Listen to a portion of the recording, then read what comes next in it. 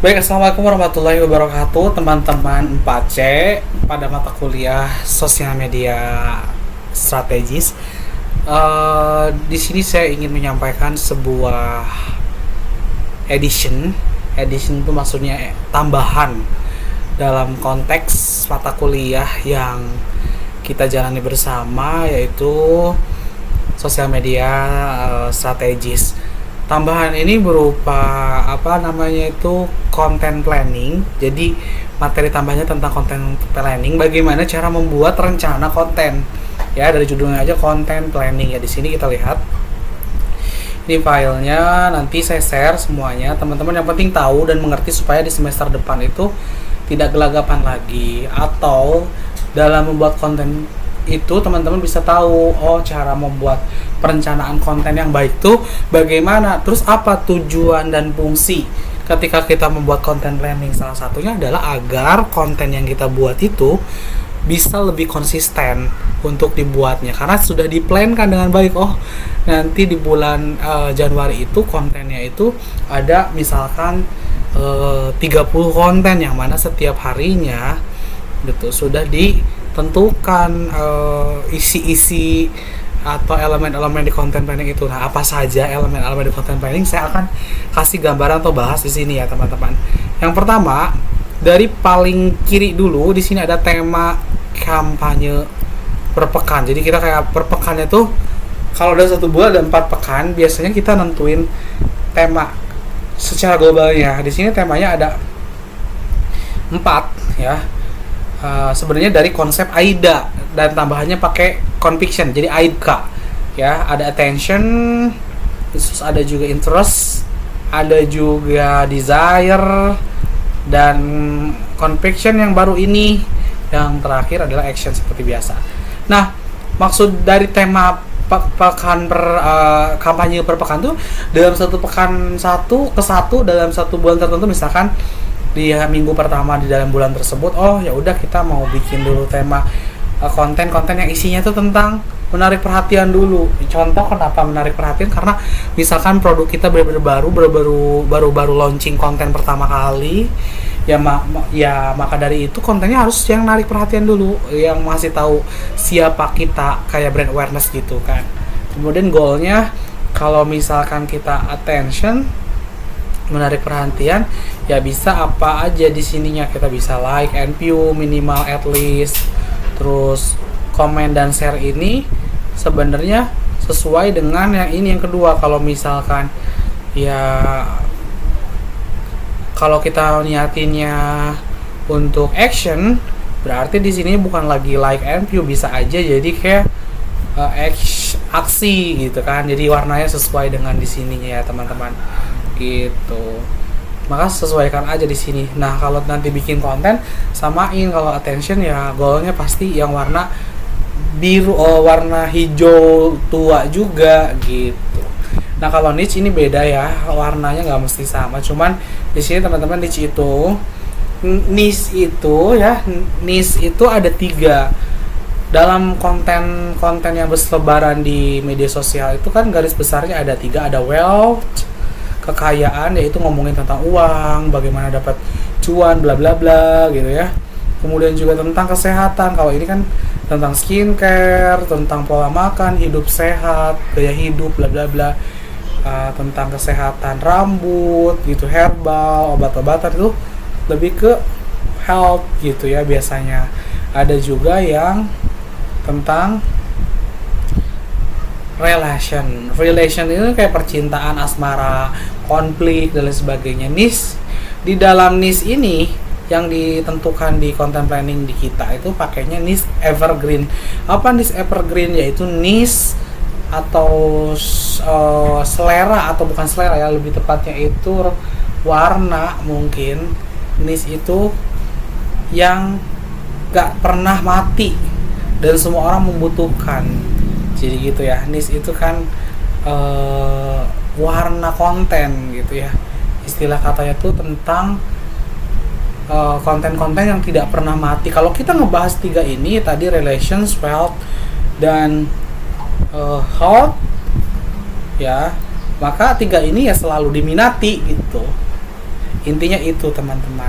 Contoh health, makanan juga termasuk, kita jajanan dan sebagainya itu juga nggak pernah mati ya. Bagaimana jajanan yang kenyang, yang menyehatkan, itu orang selalu ada peminatnya gitu. Nah sekarang konten pilar, dalam sebuah konten itu ada pilar-pilarnya, dan pilar-pilar ini yang membangun yang berkaitan secara keseluruhan dengan yang lainnya. Misalkan di sini ada berita. Kalau konten pilarnya berita, seluruh kontennya isinya tentang edukasi teman-teman, memberikan insight. Contohnya apa? Contohnya Pina HRD yang ngasih tahu bagaimana cara buat bikin CV yang baik, tips wawancara, bla bla bla. Itu kan contoh konten berita. Kemudian kalau kita ada edukasi, ini mirip ya.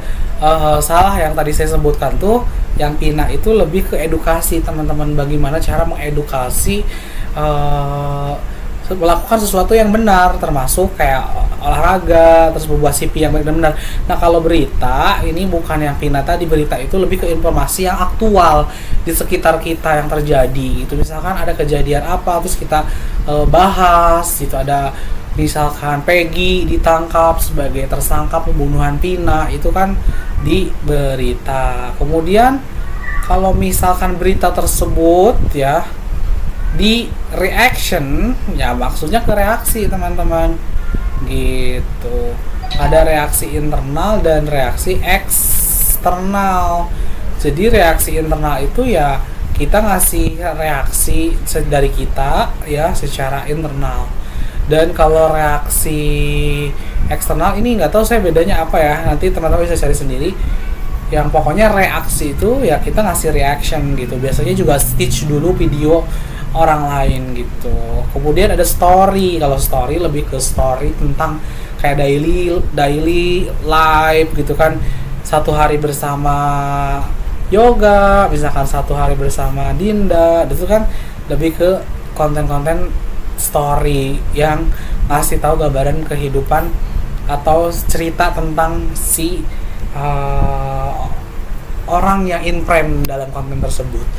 Tetapi di sini juga ada dua lagi, ada interaksi. Nah interaksi itu lebih kayak ada interaksi dengan orang lain. Konten-kontennya biasanya kayak ngajak orang lain berinteraksi, kayak mungkin collab, kemudian setelah collab itu di record, ada yang collab dengan orang lain di record terus di post gitu kan. Dan juga interaksi langsung ketika tanya-tanya on the spot, berinteraksi dengan orang, kemudian juga itu nanti di-upload ulang.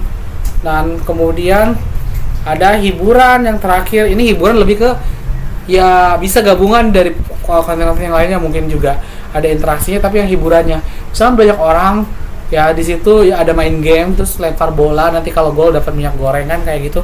Ini konten pilar hiburan dan semuanya harus sama teman-teman kalau bisa. Kalau kontennya tentang hiburan semua. Pertanyaannya bolehkah kalau misalkan kita ganti-ganti konten pilarnya? Boleh sebenarnya.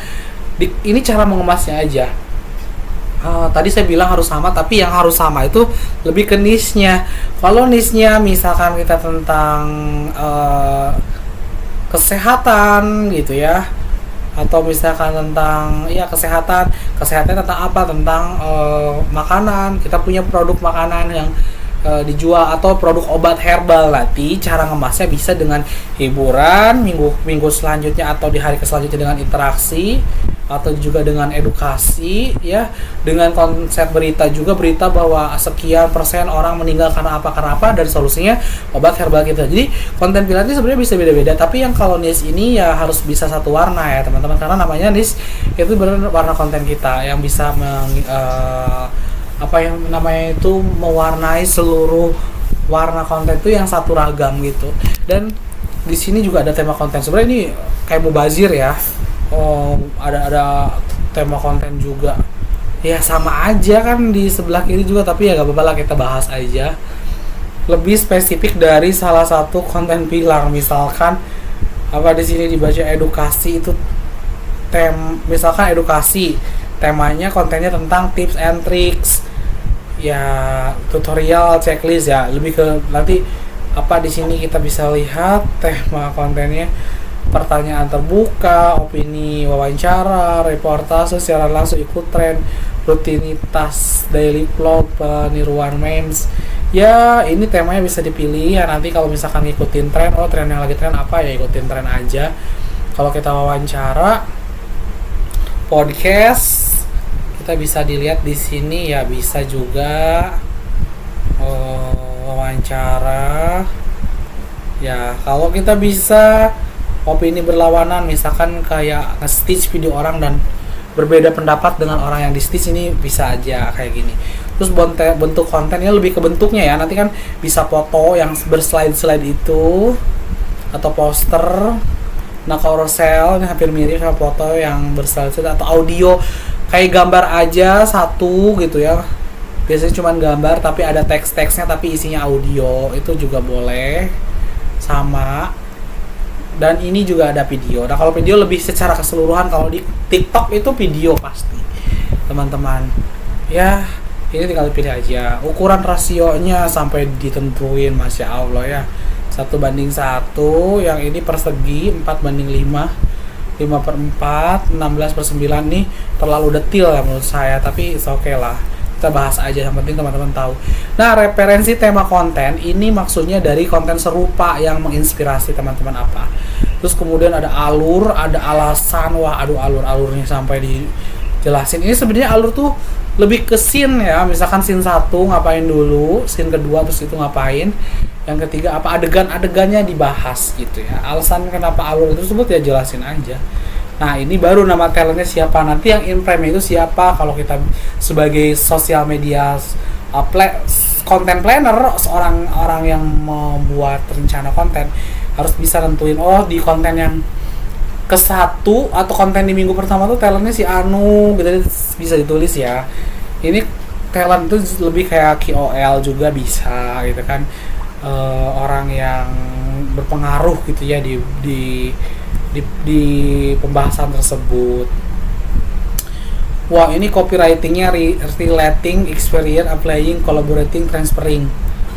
Ini Pasam ya, Pasam yang bikinnya, tanya aja ke Pasam maksudnya apa. Ini nanti di semester selanjutnya. Kalau tadi menurut saya ini tidak penting, tapi kalau misalkan mau tahu boleh nanti bertanya ke Pasya, maksudnya react dalam copywriting itu apa sih gitu ya. Kemudian PJ, penanggung jawab, ini lebih ke pas nge-shootnya itu siapa aja yang bertanggung jawab nanti. Fotografer, videografernya siapa, yang peralatan logistiknya siapa. Kita harus bisa nentuin itu di content planning juga. Tempatnya di mana, waktu, tanggal, dan durasinya berapa menit dan sebagainya kayak gitu. Terus balik lagi ke referensi bahan konten. Kalau ini lebih ke link videonya, kalau tadi temanya ya tema dari siapa dijelasin di sini secara deskriptif ya. Ada yang ini, ada yang sebelah kiri ini temanya mirip dengan mana. Ya tema-temanya, konsepnya aja. Kalau ini link videonya. Kemudian yang nge-edit juga dibagi-bagi siapa-siapanya. Terus waktu uploadnya ditentuin, misalkan di pekan pertama atau pekan kedua. Pekan pertama hari keberapa, pekan pertama hari Senin, pekan pertama hari Selasa, itu juga ditentuin. Kemudian jamnya dan alasannya, serta nanti alasan kenapa di jam tersebut update-nya. Kalau kita mau bikin misalkan ada 7 konten planning, berarti ke bawah ya 1, 2, 1 garis ini tuh 1 konten diisi semuanya di sini. 1 hari atau 1 konsep konten. Ini hari ketiga dan sebagainya, ke bawah, terus ke bawah seperti itu teman-teman. Ini hanya saya hanya ngebahas saja biar tahu salah satu bentuk content planning, dan ini bukan patokan ya. Cara membuat content planning itu sangat bervariatif, banyak di internet juga teman-teman bisa cari sendiri. Ada yang bisa automatic, lebih cepat pakai Canva, yang pakai AI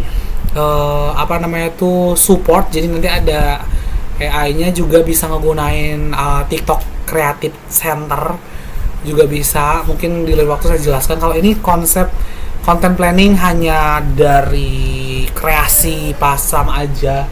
Jadi ya untuk diketahui teman-teman, seperti itu. Terima kasih atas perhatiannya ya teman-teman. Oh iya, di ini terakhir ya ada data nih, kalau pengen tahu istilah-istilahnya ada apa saja di data ini ya. Terima kasih atas perhatiannya. Assalamualaikum warahmatullahi wabarakatuh.